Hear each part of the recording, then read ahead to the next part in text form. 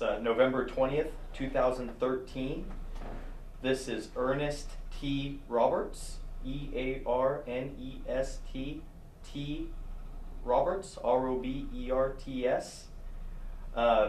He was born December 23rd, 1923, and I'm Matthew Roberts, his grandson, who will be doing the interview. Okay, Grandpa, you ready to start? Let's go. Okay, let's go. All right. Now, so tell me about which branch you started in and what war you served in. I served in World War II. I hit Omaha Beach, D-Day in France, 8/20 D-Day, and I was with the 29th Infantry Division. And that was the And Army. I hit Omaha Beach with a flamethrower. I had a flamethrower. What was your highest rank when you were in the Army, Grandpa? A staff sergeant. Staff sergeant. And you served where exactly? You started in what country? I took amphibious training in England to make the beachhead in Omaha. Okay. And you did your training in the States first, and then went? No, I did Boot biggest camp? part of them in England. Oh, really? Yeah, I mean, I was just here. 13 weeks I spent in America. Then I went to England. And where did you spend that 13 weeks here? All over the United States? In Texas, in Camp Walters, Texas. Okay. And I was boxing when I went into the service. I was Golden Glove fighter, and I won the camp championship in Camp Walters, Texas, before I shipped out to go to England. I went from Texas, Camp Walters, Texas, to Camp Shanks, New York. New York. From Camp Shanks, New York, to England. That was a shipping out center. And that's where I had my training, my basic training, and the Basically, all that was in amphibious training, yes. Okay. Let's see. And you were drafted, correct? I was drafted. Okay. How'd you feel about that? when you Drafted got 18 drafted? years old. How'd you feel about it? Were you nervous, or were you? I said, if they need me, I'm ready. Right. And where were you living at that time? I was living with my mother and father in Oklahoma. And when you were drafted, did you have the choice to join which branch, or did they say you're drafted into the Army? They put you in the branch they want you in. Okay, so you didn't have a choice. Wherever they need replacements, that's where you went. Now, okay, so you knew you were going to go. You were drafted into the Army. What was it like when you first got to Texas and realized that you were going into the Army? How'd you feel about that? I'll tell you, it's pretty rough to leave a home and go into the service. 18 years old. But I guarantee you grow up. You're no more kids in your kid's style. They make a man out of you. Did you have anyone in there that you knew? No one. Nobody? Never. Not even him. When I went into combat, I didn't know one person. Never had one person got in my outfit after when I got into combat. Not one from person? Oklahoma. That's the only person I ever met from Oklahoma. Now, when you went into boot camp in Texas, they already had a boxing set up for you. So was that easier for you to meet people? They said that if I wanted to fight, they had the Golden Glove going. So I said, yeah, I want to. So I had 3 fights, and then they said, well, I won all 3 of them, and they said, you got the camp championship to fight. I mean, the kid that won it from the time before you. And I said, well, I'm ready for him too. So I fought him and whipped him. So I won the camp championship. And I've seen you still have your buckle. I remember seeing That's it. right. It's hanging it up. It's right there in that picture I've got that it. picture. So- Yeah. Do you remember? Well, I know you have so much to remember, but do you remember being in Texas? Do you remember any of your instructors or anything like that stick out in your? And all I know is they run me to my tongue hung out. But I was in good shape from boxing and everything, and it didn't hurt me near like it did a lot of the guys. I mean, Yeah. that come in there. We had they had soldiers come in there. Absolutely, I never will forget. One came in there from New York into that camp, and he's about 6'4", big, tall guy, and he was so punch drunk he couldn't even march. That he was a box trainer, trained boxers, Yeah.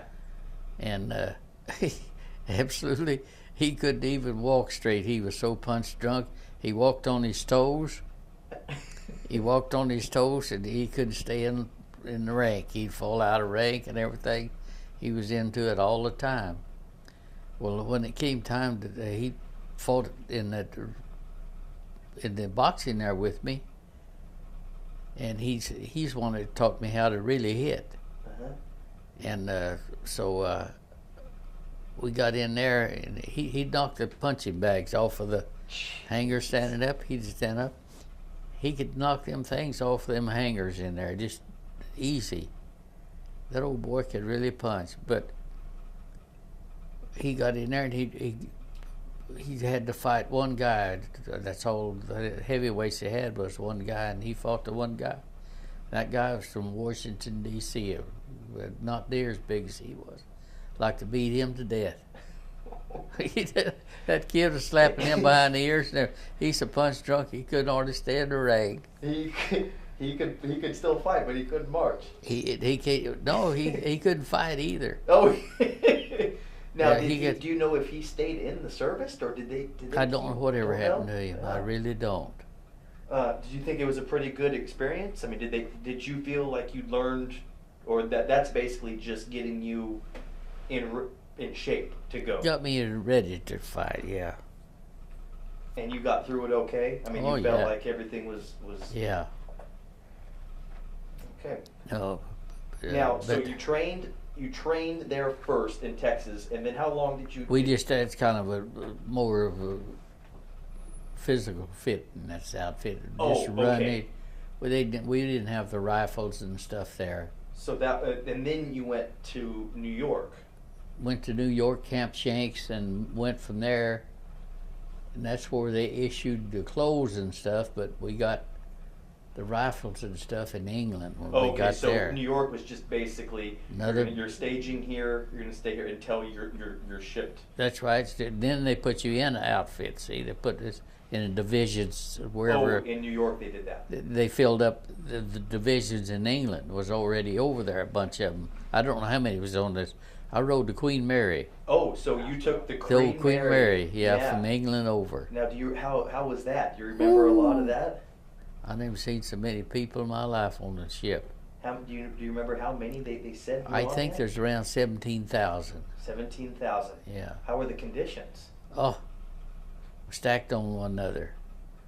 Yeah, they had bunks on bunks. Yeah, they had trays.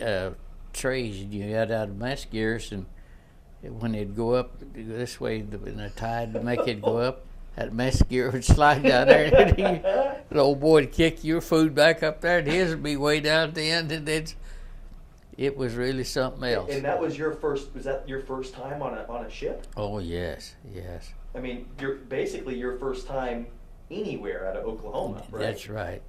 That's right. So your first trip to New York, then your first trip on a boat, Mm-hmm. and Queen Mary's massive, right? It's a huge. It's about as big as they can get on the water, I guess. And how long was the journey from New York to England? Well, I think it's very short, about 3 days, I think, or 3 days? a couple of days or so. I really don't know just how long it took, but it takes longer to load it and unload it than it does to Actually, go over there. I think it took them a week to load the thing. When you were on that boat, Grandpa, Troops. were you nervous? Did it was it sinking in that you were going? No, to they war? had escorts. You had 6 escorts. You can see the escorts out Yeah. on the side, and usually there was a plane above flying. Oh, because they, yeah. Escort. I mean, there's in front of it, but that old thing traveled. They tell me 17 knots. That's moving along pretty good. I don't know how fast a knot is, but they said 17 knots it traveled. That's English talk. And knots. then you landed in. Do you know what a knot is? I'd have to guess that 17 knots is like about 30 miles an hour. About 30? If I had to guess. For a boat that big, Yeah. that's pretty good. Pretty fast. It's a Yeah. lot of wind Yeah. if you're standing out on the Especially Yeah. in the 40s. Yeah, and he would go pretty fast, but he didn't go in a line. He went from one side to the other. I mean, in case of there was a U-boat or. or something. Yeah. But they zigzagged. They didn't go straight. And that's the one thing about when you got into combat, you didn't stand up and run straight. No. You zigzagged and you run as low as you could. You did like Private Ryan. Yeah. You stand up. You seen them stand up and run. That's not combat. That was not combat. You're always moving. You got to move over, run as low as you can run, and with your rifle, you got your barrel of your rifle here and the stock right here when you're running. And what the stock does, when you go down with the stock. The stock goes on the ground, and your rifle's right here, and you're ready to shoot No. when you hit the ground. And that's the way they teach. And you looked at Private Ryan, if you see that thing, they run with their guns on their shoulder, sling and the crosshair. You don't do that in combat. When You don't do when that. you were on the Queen Mary, could you tell that all the other 18 and 19-year-olds were they? Could you see that people were nervous? Could you tell that people were scared? You better believe that. I mean, yeah. did it sink in that you were Yeah. going to war? Yes. We knew we were. Everybody, you could Yeah. tell. Yeah, and when they took us with England after we did the assault training, we done a 25-mile hike. And in the 25-mile hike, they had a platform set up, and Dwight Eisenhower was the commander, General Montgomery and Patton, and all of them was standing on a thing, and we went by in full field packs, double time, running. We went by, and he said, "Look very good. This 29th Division looks very good. Looked like they're ready for combat." Yeah. He said, "But take them down there and run them through that slough down there, and then bring them back through. You know what a slough is, don't you? It's an old slush, muddy pond. Run them through that and bring them back through." They took us down there and run us through there. We were polished. The boots was polished, and we were really, set real nice, clean, and they run us through that, and we come. He said, "Bring them back by," and went back by. He said, "Now they're ready for combat." Wow. And we had to go home and wash all that stuff up, clean up boots and stuff, and get ready to go out the next morning. But they do stuff like that, I think, to get in your nerves and make you ready to do something.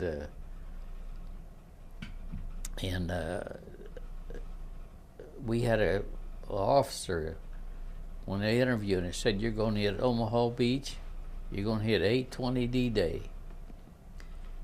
And I had the flamethrower. I was the first in off of the ramp, and I understand. Was that an assignment that when you're going through your training there in Germany, in England, do they give you an assignment? They say, "This is going to be your job, and your job is going to be to carry the flamethrower," or I was that a first last minute? scout. I trained first scout. Okay. I trained as first scout. And so he said, What does a scout do? he's the rest of the company's back here, your platoon's back here. You go out in front. You're the first one. Wow. Goes out into the field. That's hedgerow country. It was big fields.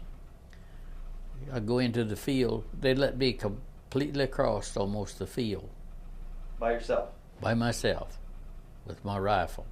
Now, was this a job you were trained for, or did they just say, Ernest? This you're is go- what this I is was you're trained. gonna do? I was trained for, Okay.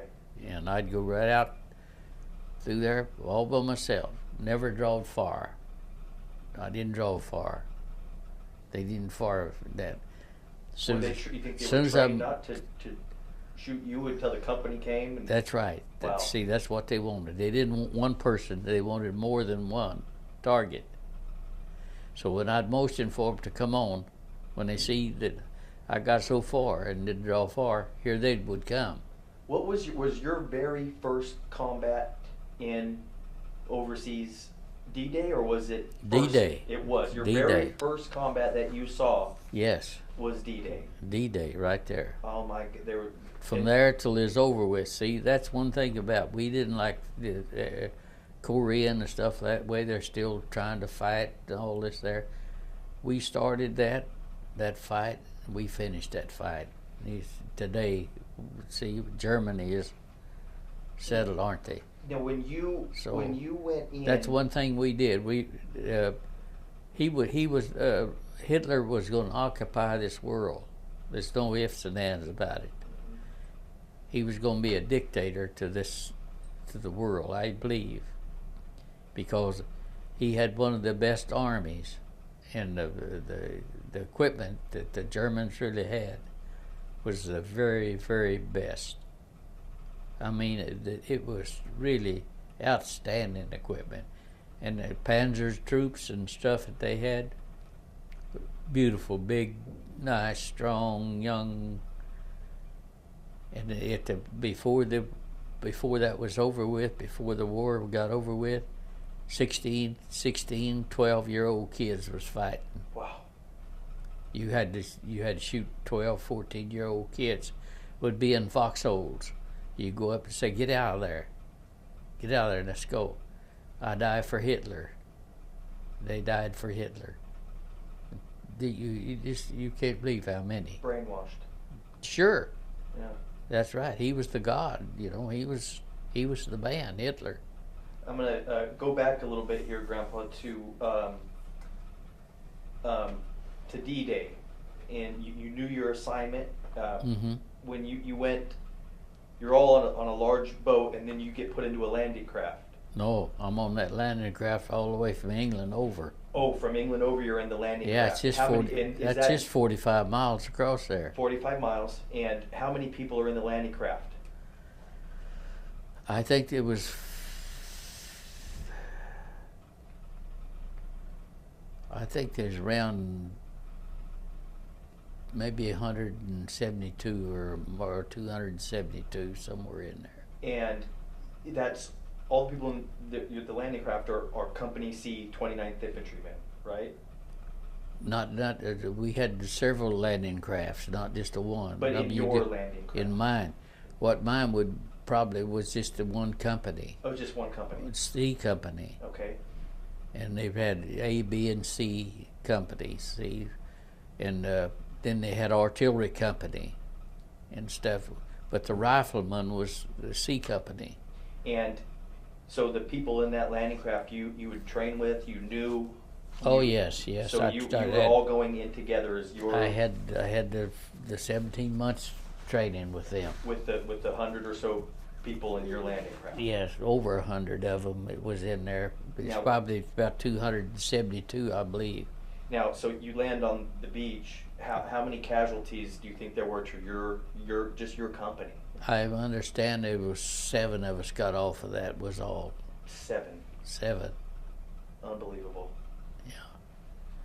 And I would never got off of it, but I was the first one off of it. I had a flamethrower. I went off How of much it. weight is that flamethrower? 72 pounds. And you're not a big guy. No. What's the logic of putting a flamethrower on one of the smaller people in the? Just like I said, I was boxing. I was tough, a fighter. And I said anything that 200-pounder, 300-pounder can do, I can do. So you've got 72 pounds on your back. I got 72 pounds. I went off and never did touch bottom. I had to turn it loose. Where you were taking fire all the way into the beach. That's right. The guns I could see all the big guns fire, and the whole. You couldn't stand it hardly to breathe for the smoke, gun smoke, and them guns, just like that cabinet there, had it was bunkers, all concrete bunkers in there. And them gun hold places was in there, and they had that cut out to where that gun could go like that across that beach. And the barrel of that gun was out that big around the hole. And you could see that. There was two of them sitting in that up there, and the rest of machine guns through there. And it's just like a wall, probably as big as this building here. The wall, as long as this building is. Concrete. They said 4 foot of concrete. And you had no air support. No, the air support was supposed to went in there that night and bomb. There's supposed to be bomb craters on the beach That you would have used as foxholes? to get in. Yeah. Said as soon as you hit the beach, there'll be bomb craters there. The way we were interviewed, there'll be bomb craters there. You get in the bomb craters. The bomb craters was over behind the beach. They didn't even hit the beach. They missed the beach by probably 400 yards. So you stepped off. Your landing craft didn't even hit the beach. No, I was out in the water. I like to drown it. Really. 72 pounds on your back. Yeah, and when I had turned that flamethrower loose, but when I went off, see, I have a assistant with me. It had my full field pack. I had 7 days of food in my full field pack, my M1 rifle, and I had a lot of stuff in there, that my mother's pictures and father's, and an assistant carried this? And my assistant had all of that in my full field pack, and and I had to roll over to was my bed to sleep in and put over me. It's just a poncho or whatever, you know. And I've never seen none of that yet today. I don't know where all that ever went. So your like assistant, I said, you never saw it? I never seen not one person. And these were all people you did 17 weeks of training with? That's right. And when I got on the beach, I saw, up there I saw 7 of us. But it just to come in there. You had never the one that had my pack and everything. I don't know where he is yet today. So when you hit the water, it was solid blood. It was solid blood, nothing but bodies, just like that furniture sitting there. You had to pick your spots to crawl through. You didn't walk. You didn't get up and walk off that beach. You crawled off of that beach. If you got up and stood up, you was gonna be a dead duck, 'cause them guns were sitting right in there, shooting at you. And behind 4 foot of concrete. And no way you can penetrate them with a rifle. So I mean, you're walking in just basically in your uniform. You have no weapon. You have no pack. No, I didn't walk in. I crawled. Well, crawled in. Yes. I crawled on the beach. Yeah. But what happened when I hit the water? The tide came up and like it broke my neck. I went out and I laid on the beach for, I don't know how long I really laid there. I don't really know. But I crawled up on there and I finally got my neck straightened out. And I crawled over and the kid was laying there, the soldiers laying there, and I saw the rifle and I said, "Well, take this rifle, soldier." And I got the rifle. I knew it probably had ammunition in it, you know, and I got the rifle and then went up, got up on top up there, and then they give me, I got me ammunition and everything, got started. Was there any?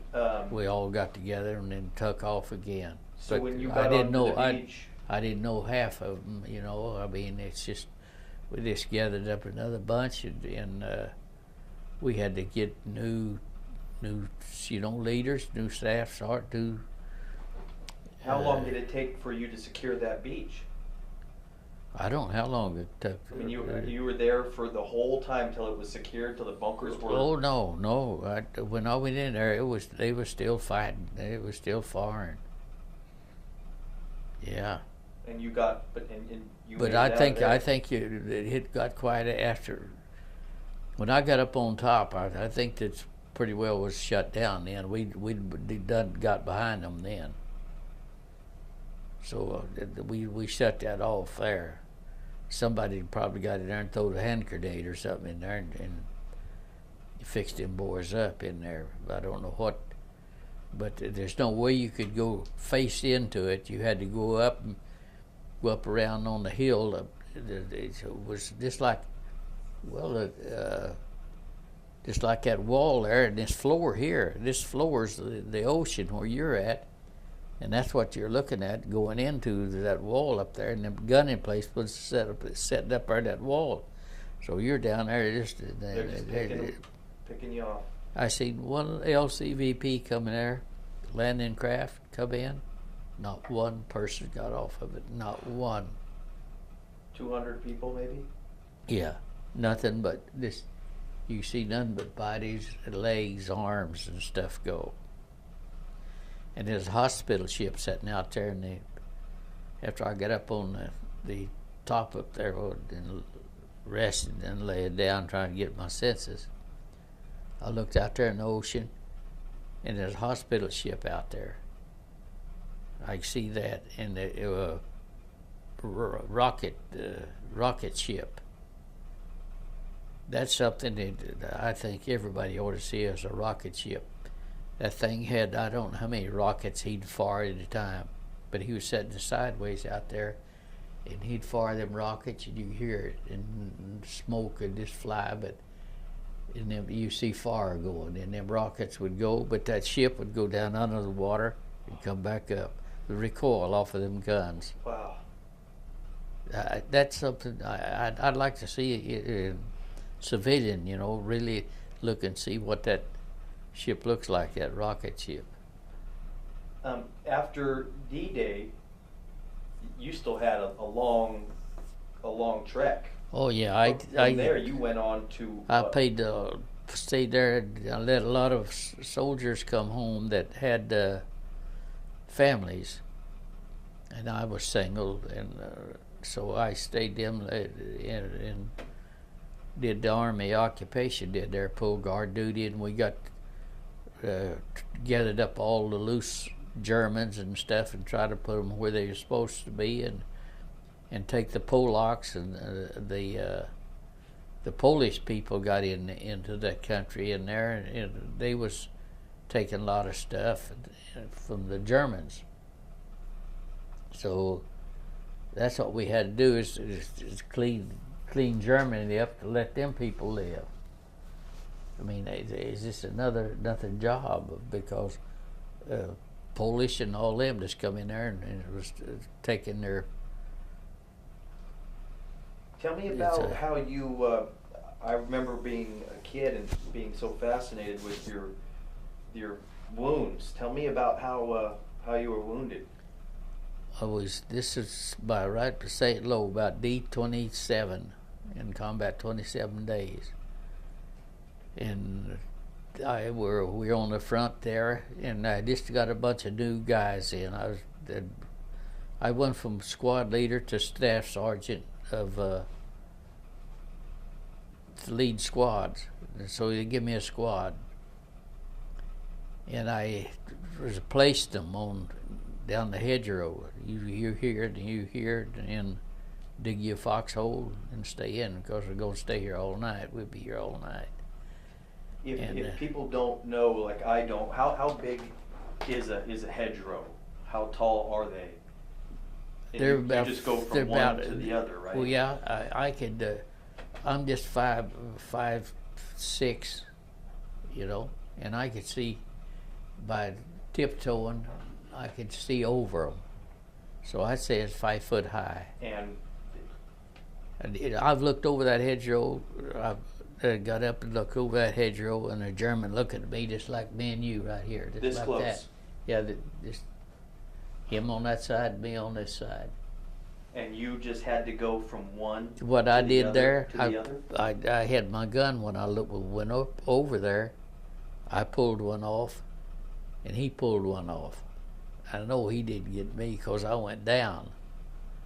I went down, I moved over, then looked again to see where things was at. You don't, if you come up over them hedgerows, don't never come up the same place to look.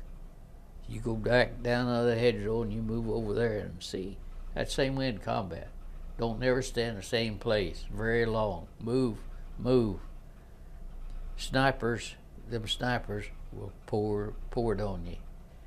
We had a combat lieutenant came in there, replacement there, and he was asking me questions. Well, what am I supposed to do? He said they told us to move up 700 yards. He said, what do we do? And I said, well, we'll have to move up. I said, well, just crawl over this hedgerow and cut out. He said, well, okay. He said, I'll look around out here. And he jumped up on the hedgerow. This is his first day in combat. Jumped up on the hedgerow, and I said, Lieutenant, you can't do that. You better get down. And the more said that, he come off our backers. He got shot right between the eyes. First day. First day. Never got, and fell dead as a hammer. Right. I mean, that sniper put it just as center between his eyes as you'd ever seen. I went there and looked at him, and I said, well, I tried to tell him that he couldn't do that, but I mean, that's what you got to do. You got to lecture emplacements when they come in to tell them that you can't do certain things. Well, do you feel that you had good officers above you throughout your time, or did you feel that to start, the first ones we had in there was good officers, but the replacements was nothing. We call them OCS officers. Officers training school, and through the books. You can't fight a war write it on paper.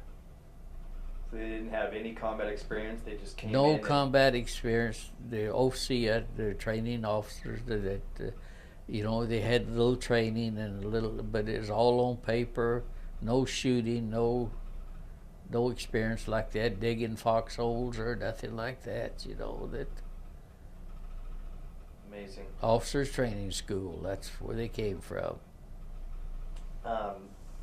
Now, when you got shot, was that at a hedgerow also? Yeah, I came right over a hedgerow. One of the kids that I said that I got replacement was next to me, and he called me Mo. He said, Mo said, get this one come over the hedgerow and had him around the neck. What they did, they counterattacked us. I could hear the machine gun way down on the right hand side, one way down on the left hand side, far. Now that, well, about that time there was a flare. There's a flare light. They fired a big light up above us, and it was swinging light. It just lit that whole field up in there. When they lit that field up here, you see them coming over the hedgerow, coming after us. Man, we started picking them. Well, then they throwed artillery on us. And this artillery was coming there, so we all ducked down trying to keep the artillery from hitting us. We ducked down. Some had done got over this hedgerow, and they had him around the neck. My buddy, and I mean, just a replacement. What I did in combat, after so many days, I said, they said, well, this is so-and-so, this is so-and-so, my name's so-and-so. I don't care nothing about your name. You're a soldier to me. And that's what my fault is today. Names, I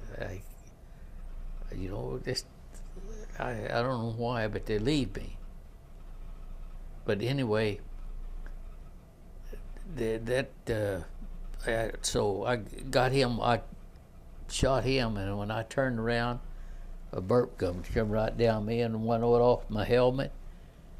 one hit me in the arm here, and 3 went through my field jacket. He was right in my face. All I saw was a flame. That's all I ever saw was a flame. But I done had the gun around in his belly, but he poured it to me. So I pulled one off on him, and he pulled a bunch of them off on me. The helmet saved your life. I guess so. And the field jacket, and you took Yeah. 3 bullets. Just one went off this right here, off my helmet, ricocheted off my helmet. And so you were awarded the Purple Heart for that. Yeah. Were you able to? Was that the end of I went your out. combat? Or No, were I you went out. fixed up I and- went to England. They took me back. I went out. I laid down my rifle, and I was sick. I was bleeding and soaked with blood all over. And I was walking out, and I got back a full hedgerow, which is, I don't know how big those hedgerows is, probably acre or bigger. You're walking by They- yourself. Walking by myself, sick. Going out through there, all of it's got an opening is so a horse and a wagon could go in them. And I was going out that thing, right there on that corner. He pulled down on me, another German pulled down on me like that. I said, here I go, This is it. no gun, No gun, bleeding, walking. bleeding. He put his rifle down, let me go. Amazing. Yeah. Now did But fighting every day in that? after that, when I got back there, they took. I didn't know that they done put an airport in there. They big. I got in an airplane. They flew me back to England. To address your wounds. and Dressed to- my wounds, and they had soldiers in that airplane. In fact, here a while back, do you remember when they had that old P-47 B there in Minter Field? Did you see inside of that? Yeah. Did you see them hangers, them U-boat looking things in them straps? That's the hangers that where they draw litter patients, was shot and couldn't walk or couldn't do anything. They would they put them on them litter patients. That plane was just full of them, and I was on a cot down below them, and that's all was in there. You ought to seen that plane. You flew Didn't know back what to no- England with, yeah. with wounded and Yeah. dead? Well, All wounded. there's some died Oh, yeah. on the plane too, but anyway, when I got to England and they got us in there and address that wound, well, what they do, they take thing, they'll run a patch. See, that takes when a bullet goes through you, wherever it hits you, it takes all these clothes and everything right in there with you. You got the rags, and it's full of stuff. Well, that's got to be all cleaned out. If not, you get information set up in you bad. So they do that 3 days in a row. They clean you out. And buddy, I'm gonna tell you something. That's worse than getting shot, because they done started getting sore, and them running them patches and stuff through there and cleaning all that out, and after they do all that though, then they put the healing power on you. But I still went in. Mine was still raw when I went in, so I was out 27 days. Then I went back into combat. Now, was that I went going to- back into combat your decision, or when you're wounded? That's their decision. That's their decision. They Yes, don't send you back home. I didn't want to go. Okay. I had all of it I needed, but he said, they need you. They need replacements. You're going to go back. So they sent me back to Brest, which was in Germany, a submarine base. Breast. Brest, France, yes. And was that back into combat, or was that already occupied by? So you got injured. That's and went German. Right back, Germans have done occupied that. So you went right back into combat after getting shot. Oh yeah, oh yeah. Then finished the war. Stayed there till it was over with. Unbelievable. Right in there. Went into Belgium, Holland, Denmark. Did you ever experience any, you know, were anybody captured or anything from your divisions? Or Yes. that, Yes. Me, I had one pulled up on me one night. We were in a patrol. We was going to go into a city and see what was in there, and we went in this little place, and there's one came up and he said, "Drop your rifle." Well, about that time there's a shell was coming in. You hear the artillery coming in, and he turned, and I run off and left him. But he done got me. And another time we went in, me and another new lieutenant just come into combat. We was in the basement under a house there in France. They had a lot of basements in their homes, and I was down under there, me and him and several of the other guys. And he said, "Let's go on patrol. This is in this town." So I got out. We went down. We was going down Main Street, this town. I don't have to say Main Street. I don't know what street it was. But anyway, the artillery started. German artillery started coming in. We ducked into a house. We got inside this house. Well, he's on one side of the door and I'm on. Lieutenant Slaughter, he was a good guy from Texas, replacement. I said there wasn't many, but that was a good officer. I remember his name, Lieutenant Slaughter. And he said, "Let's go down there." He said, "Sergeant," and I said, "Okay," and I went down there with him. And this artillery came in. He says, "Jump this house here," and we jumped in the house, got in there, stand beside the door. Something went behind me. You know, you got a canteen of water here on your hip. Something went behind me, hit my canteen. I said, "What? Is that you, Lieutenant? You behind me?" He said, "No, black, dark." Man, it was dark. So I said, "Well, somebody's in here." And he said, "Well, let's get out." We got out and stand out beside the door, and here's two soldiers, Germans come out there and wanted to surrender. wanted to surrender. They surrendered, yeah, 2 Germans. Oh my God. Yeah. And oh man. That's how close now. I mean, you can get. You talk about scared. Woo. And they were, Guys don't know how scared. I don't think you really know how scared you really are. I don't know. I can't even fathom it. I can't. A lot of people say, "When did you eat?" I don't know when I ate. I didn't know when. It's too much. You don't know when you sleep. They said, "When you sleep, when did you get up? How did you sleep?" I don't know. I don't even remember digging very many foxholes. But you know you did it. Yeah, I know I did it. You know, there's one story in. The one thing about digging the foxhole, I wasn't very big. It wouldn't take me too long digging me a good hole. But some of them old boys, big guys, that was some work digging them a foxhole to get in them. How about your buddy that dove into his foxhole and? Oh, that was that kid from Oklahoma, Donald Crawford. Donald Crawford. You should tell that story. He dug a foxhole, and artillery shells. He had been in combat for about 2 days, and he dug this foxhole, and we were waiting there to get orders to move up. And the shells started coming in, and I don't know. There was a ranch, an old farmhouse right there by him. Big lot. There's some pigs in there and stuff. I'll tell you another story on the pigs in a minute.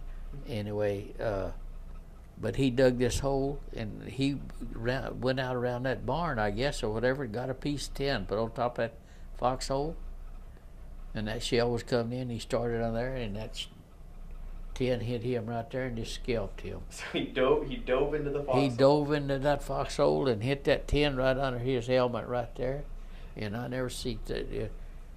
It was back, I know, that far on his head where it cut his head open. So his second day of combat. Yeah, I don't know if he died or whatever. We had to get it out of there right then. I mean, unbelievable. I don't know whatever happened to that kid.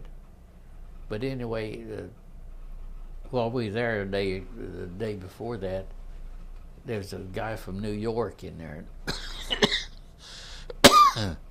come into combat with us there, and he asked the cook, brought us a little bite to eat around, a little hot meal.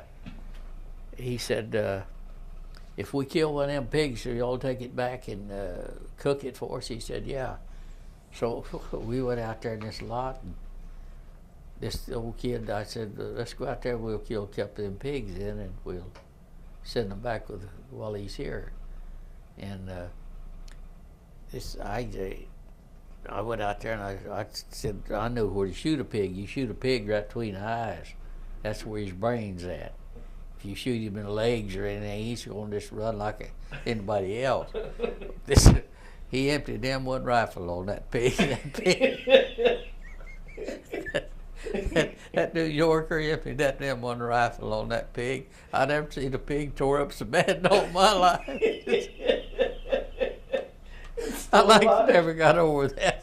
I said, you big dummy. But You gotta eat this thing out. yeah, he couldn't eat that pig. He shot all the pieces. Yeah, I don't know whatever happened to that old boy, though. I really don't ever what happened to him. But it's so big. During this time, are you able to keep in any kind of correspondence with your mom and dad and brothers No way, at all? never way. None. I never saw home from the day I left, or a word from them from the day I went in. Not even your brother. And you had three brothers over. I had And, two brothers in the service. Yeah, and we was not too far apart at one time. They were in Italy. He was in Italy, yeah. And I was in Germany there, But, France. So from the day you went in, the day you got out, you never had heard. Never. Wow. No, and we were apart, and he was in the hospital. He got blew up. He was in the engineers. They blew a bridge up, and he had his shoulder all broke, and about half. Well, you see the scars on the side of his head. Mm-hmm. Shrapnel and stuff hit him upside the head. So you just. But you I did your didn't know. job and I didn't never know knew. he was in the hospital, and me and him was in the hospital at the same time. So did anyone have any kind of contact with the Never. outside world? You didn't get any, because you No always way. hear and see in movies that You people got get mail, you got but no nothing. mail, Nothing. no check, no nothing. You no payday. You don't know when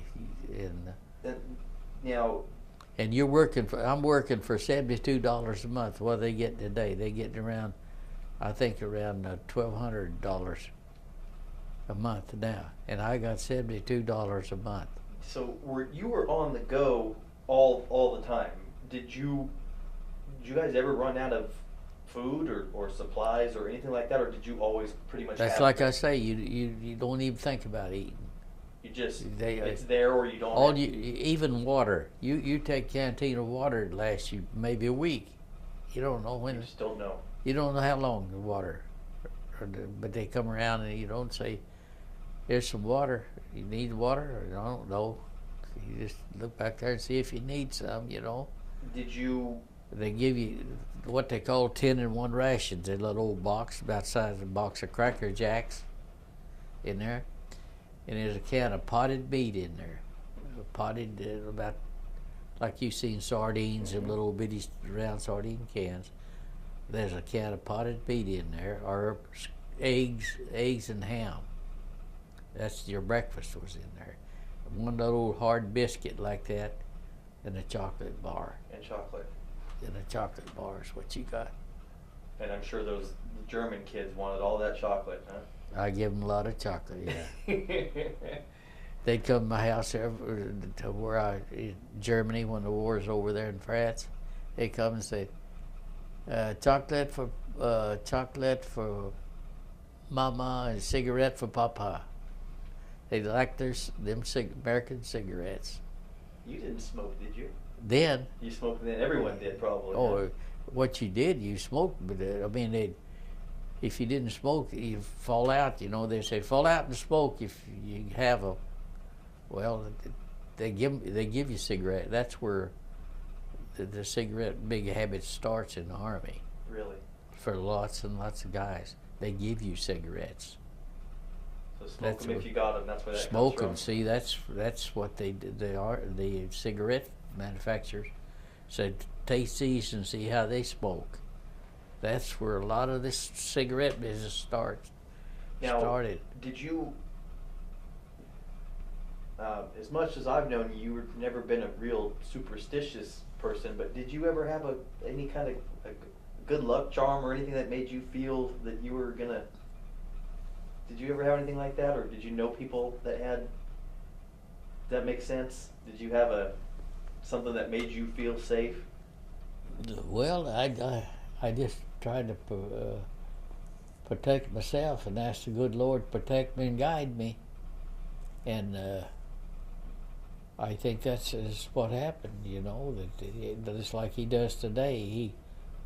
I'm gonna be 90 years old next month, so I think I'm clicking pretty good for that age. What did you do when you guys weren't? You had some downtime? How did you guys? What kept morale up? Did you have any kind of entertainment when you guys were down? Did you just play cards? What kept you going on the downtime when you weren't in combat? If we could find something to drink or something to do, that's what we would do. A lot of cards, Yeah, we played the cards and played the girls, and when the war played the girls when the war was over. We really played the German girls and French girls. Pretty ladies. Oh man, I think the German girls are the prettiest girls they are.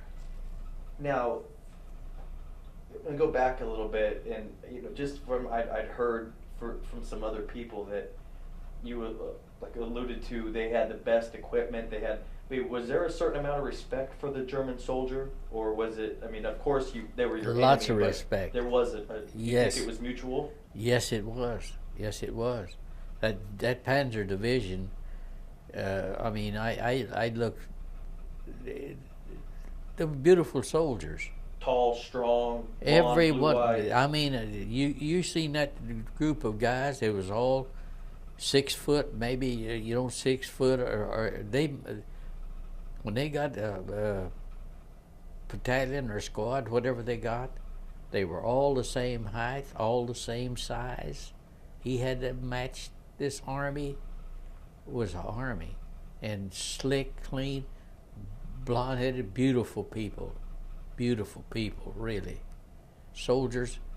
I seen some of them dead soldiers. So I said, "Man, what a good-looking soldier that is." It's dead. But that's what war does, see. Did you have leave ever, or did you? I got to leave to Paris. I had 7 days in Paris. 7 days. How was that? Oh, I could never tell you how good that was. 7 days in Paris. So I had 7, I just took 14. You took 14. I took 14. I told them I missed the bus, but I missed it on purpose. Well, you'd earned it, right? Yeah. You were there for 5 years. Yeah, they 7 days? didn't care. They didn't care, but I mean they scolded me a little bit, but they couldn't scold me too much. I said I have never seen a whole day. I went in this service till I got out, so I'm gonna take it. Then I got a little pass to 7 days to Denmark. That's a beautiful. Anybody that wants to see some country, go to Denmark. Denmark. It's beautiful. See, that was never touched by the war anyway, or anything ever had anything to do with any part. And I went in there, and man, the food and everything, the way it was all set up, it was just out of this world. So Paris was largely untouched by the war. Buildings. Oh no, it was. Paris is tore up. It was. Yes. Was it Yeah. all? I mean, you're just a little Oklahoma boy. Was it amazing seeing these beautiful structures? And Oh yes. They got some of the most beautiful temples in there and stuff that you ever seen in France there. was it and awful Germany was too. it awful to see it in rubble? But Germany and France both was tore up. Yeah. See, they was both tore up pretty bad. We found a wine cellar there in France. Man, alive, did we ever have some fun there? What we did, we took over 2 streets of homes, moved all the people out of them, the Germans out of them, took 2 streets, both sides, and moved them out. And the Army occupation moved in there, and we cleaning up. They had some buildings that would catch these Germans and stuff and put them in a what they call concentration place there, and pull guard on them there, so they couldn't leave no more. And these were German. Yes, until they army or citizens or yeah, citizens. I mean, no soldiers that had been in the war. Okay. They were scattered all over. A lot of them. I don't know what they were. And we pulled guard duty on them, and they's bragging on what they's going to get to go to America and this and that, and, you know. And we'd kind of kick them around a little bit, do a little rough on them, but I was pulling guard duty on one. They had the building was about 4 or 5 story high building, and they made us go with shine boots and everything after the war was over, and in this guard duty business. And this one up above the window up there, I was pulling guard duty, walking round and around the building. You went around and around it. He throwed fish out, some old fish out. He throwed on paper and throwed out and hit me down on the boot, hit my feet down on the boot. I just turned that M1 rifle up. I saw his head up in there at the window, and I emptied 8 rounds right in that window up there. Walked on around. Never told you about this one, though. Let me tell you about this. No, I've never heard that one. Oh, I was on the Autobahn. This is going to Berlin, pulling guard duty. I mean, we was checking everything, you know, in and out, doing this. And a lady came up to me and she said, soldier, she said, that German Marine robbed me. Speak perfect English, this girl did. She said she robbed me, and there was a train track. This train station was running right out beside the Autobahn there. And she said, he's going to get on that train station. Well, there's a bunch of houses and, you know, people out there. So she said, I'd appreciate it if you'd try to help me get he robbed me, took my watch, took my money, my rings, took everything I had. I said, well, my buddy was on one side of the road, I was on the other, and I said, I'm not supposed to leave that. See, that's my post. I'm not supposed to leave this post. I said, I'm not supposed to leave this, but maybe my buddy will take care of this. He said, yeah, I'll take care of it till you get back. So I walked over there, and this train was coming in. The train coming in, and this German was way over here on the house, about 400 yards, 500 yards from me, running to get on this train coming across there. So up that rifle, and I pulled one off over top his head and hollered, halt, come here. He kept running. I said, oh. I pulled down there, and I pulled him off and shot him in the hip. Down he went out there. We went up to him, and I said, the lady said you robbed him. She talked to him in German, and he come out, give her a watch, give her her money and everything. I said, get up. I said, tell him to get up and get on the train. And he said he couldn't, and I said, get up. Tell him, I said, get up. I'm going to shoot him again. So he got up, went down there, and they started to get on this train. He's as bloody as a hog. He started to get on this train. The conductor said, oh, no, said, he can't get on this train. I said, he can get on that train, can he? He said, yeah, he can. I threw that gun on him. He said, yeah, he can get on this train. So I never heard anything from that. See, that was a court martial right there. Oh, you got court-martialed for that. I could have Oh. if anybody had ever heard from that right there. Did you I could ever receive any kind of discipline or anything in the Army? No. Never? No. Did you ever have problem with officers or or Yeah, you- I had problems with officer captain. But yeah, did everybody have that, or I got court-martialed in combat right on the line. you did? Yeah, and busted from a sergeant down to private again, because when I went to France, what I was going to tell you, when I went to France, that submarine base, Brest in there, he gave me a squad. He said, move these guys up. He said, to the bottom of the hill up there. He said, it's probably 800, 900 yards up there. Tell them dig in right there. I said, okay.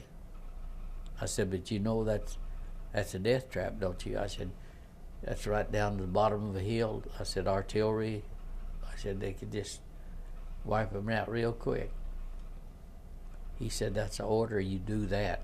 It's 90-day wonder again, see. He's never seen combat? Never seen combat, nothing else, see.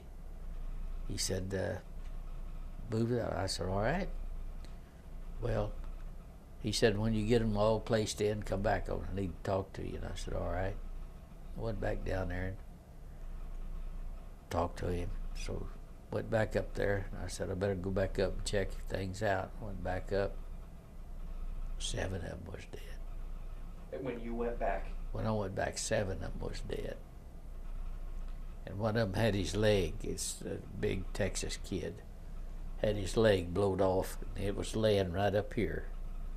His eyes were solid blood balls. Concussion. You could see his entrails out of his rectum in there where the mortar fire, it was mortar fire that hit him and just really tore him up. He said, move my foot, Mo. I was going to move that foot off of him. And I caught a hold of that. It's just mush.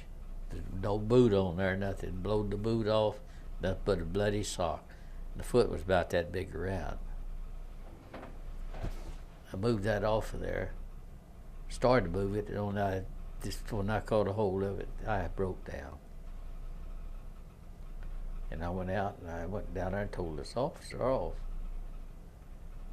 He said, I'm not going to stand for that. He said, you go to the CP right up there and report that to the major.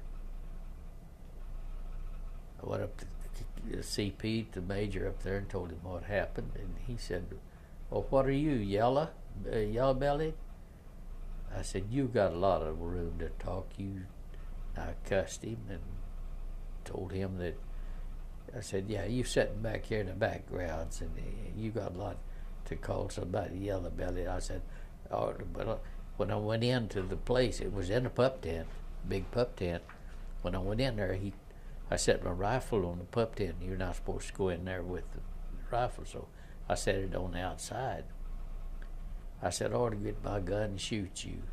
He said, that's a court-martial right there. He said, I'm going to court-martial you. I said, I don't care what you do. Do what you got to do. He said, that's going to cost you $500. I said, I don't care that either. So that's all I ever heard. So from that day on, I went right back down there and went in and finished the combat. Never did go out of combat. So you didn't finish the war as a staff sergeant? No, he broke me. He said, you're busted. And these two, so not only did you tell the lieutenant off, you told the major off. I told them all off, yeah. After they lost all them boys up there, that's... Off something that should not have been done. That's right. Wow. Other than that, did you feel that your fellow soldiers and your officers, did you feel that as a group it was a good trained, did you feel that you were in good hands? No, Did you, never no replacements officers. I never did feel like that they were ready for the job that they were assigned to. How are we on? We should put her. Okay, I'll get down here to the bottom here. Okay. Do you remember the day that they said you're going home, or when the war was done? Can you remember them Yeah. saying it's over Yeah. that day? Uh-huh. Where were you? I was in Holland. You're in Holland. Uh-huh. Yeah, that's where I found out it's over, in Holland. And was it just the biggest relief off? Golly, I couldn't believe it. I couldn't believe it. And you're 23 years old now? Yeah. You had 4 birthdays? Yeah. Or 5? Did two Oh, two birthdays there. there. Yeah. Okay, so two birthdays there. Yeah, the Christmas, and I had a, when I was in Germany, and I had a good, nice girl I go with quite a bit. Did that happen quite a bit with soldiers? Oh yeah, they liked us American boys. Anyway, I was pulling guard duty on the post office there in Germany, and this girl came to the post office. I just could get her mail, and man, she was really a good-looking thing, you know. And I said, "What you been doing tonight?" She could understand a little bit English. I said, "How about seeing me?" And she said, "Okay." I said, "Well, you come to the camp, come to the house, my house." We lived in the house, you know, we was working out of houses, and she'd come down there and saw me, and so I went with her from there till I come home. Yeah. Wow. That's what I say, the Americans may have a bunch of good fighting American soldiers over there now. Maybe a real big bunch of them. Did anyone too. stay over there? Did any Americans? I guess some of them stayed. I heard some of them that did stay. Yes. I knew a lot of the African American soldiers stayed in I France could, quite a you bit. know, yeah. But Did you know that? Yeah, because of they were treated so well. Yeah. were you in there too? No, sir. No. Let's see. And how long did it take you to get back to the United States when it was all said and done? Was it fairly quick, or was came it? from Germany to England. That was 7 days. 7 longest days of your life? The longest days of my life, and the sickest I ever was in my life. I rode the John Ericsson home, an old ship that would dance out of the water as high as this building here, up and down and sideways. An old John Ericsson, an old tub. You remember that though? Golly, I got seasick, I'm telling you. All I wanted was a salty cracker. They said, "Well, it's time to eat." I said, "Give me a cracker." I eat salty cracker. That's all I could keep on my stomach. I was deathly ill. Did you? Have you ever been seasick? Yeah. Huh? Isn't that the worst sick they are? I believe that. Pretty bad. Have you been seasick, Matt? Oh yes. Oh. Gotta take Dramamine when I go. Yeah. I have to take a pill. Yeah, Dramamines. I put a little patch on the back of my ear. Oh. Takes care of it. Yeah. When you came back, did you go? Did you just go straight back to Oklahoma? I mean, did your mom and dad No, I had didn't to even go know you were back, right? No. I had to go to Camp Chaffee, Arkansas. Oh, so you were still enlisted. Yeah, I still enlisted in Camp Chaffee, Arkansas, and then I had to go there, and they had a center. They sent us out from there. They give us a little mustering out pay, a couple of $100, and a bus ticket home. You know, the one thing I never remember talking to you about throughout all this was, did you ever keep in touch with anyone? Did you make any lasting friends through the war, or did you? And when you left, did you have friends that you'd went through the whole, or did you lose most of your? None of them. I never did have the one that lasted that long. No. I didn't want to get acquainted that much with any of them. Did you think most soldiers were that way? You don't really make friends in the Army that way. Okay. Okay. I mean, I guess some people do, but I did. I had my good buddy when I went into combat. But I never saw him in the war, you know, and I always wondered what. I never will forget him, Charles L. Smith. He was from Louisiana, big Cajun kid. He was really a good old boy, but I don't know whatever happened to him. I could talk all day with you, Grandpa, and I know that but the one thing that I've always gathered from this, and what we'll finish here, is I've really understood that your influence, I mean, what the war did to you, and you were lucky enough to fight in one of probably the last great wars that we've fought in, has really given you some strong opinions on these last wars, haven't they? Yes, really have. And tell me how you feel about these last few wars. I think it's disgrace to the soldiers that has to do it. Really, but what have they accomplished? Nothing but death. Mm-hmm. I mean, how long would it take us to go up there and take these little bitty places that they're fighting in? How long would it take to send a good troop of soldiers in there with their tanks, airplanes, and the stuff we had to fight with? You go in there and fight them with little bolt-action guns and stuff like that over there, and lose all these soldiers that we've lost? It's ridiculous. And you know what it's done? It's broke the world. We're going to be so many, have to feed so many soldiers and kids and take care of them with legs off, arms off, disabled veterans. And what for? What was those disabled for? You know, and they accomplished nothing. Yes, and you they always accomplished told nothing. Me that not only just our soldiers, but you've seen thousands and thousands of civilians. That's right. That I mean, did you see? I mean, oh, hey, we had a little. Were just no part. I had a little girl that came to my door, that lost the right here, lost the hand. She just had the one arm. And had a war, yeah. Civilians come and tell you that they appreciated what we done.